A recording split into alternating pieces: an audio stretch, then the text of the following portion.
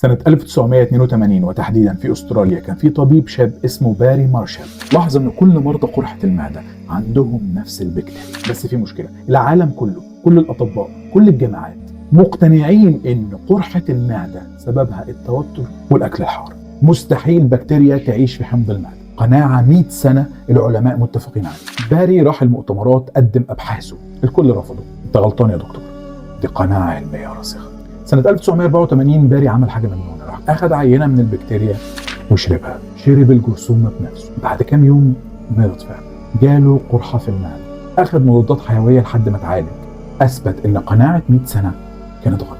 في سنة 2005 باري مارشال أخذ جايزة نوبل للطب، خاطر بنفسه عشان قناعاته فغير العالم. كان عنده قناعة لكن كان لازم تختبر. باري ما صدقش الكلام لمجرد إن الكل بيقوله، اختبر وجرب وصدق نفسه واثبت ان هو صح. وده يعرفنا ان القناعه الصح بتصمد قدام الاختبار، وان القناعه من غير دليل وهم، والوهم مش هيوصلك للحقيقه. وافتكر، باري خاطر بحياته عشان يثبت الحقيقه. انا وانت بس محتاجين شويه امانه مع نفسنا. لو عجبتك القصه اعمل لايك وشير وسبسكرايب، دعمك هيفيدنا جدا ومش هيضرك انت في اي حاجه. الحلقه دي برعايه دعوات ابويا وامي والناس الطيبين. اشوفكم في الحلقه الجايه من 5 قبل الفطار. انا احمد مجدي، سلام عليكم.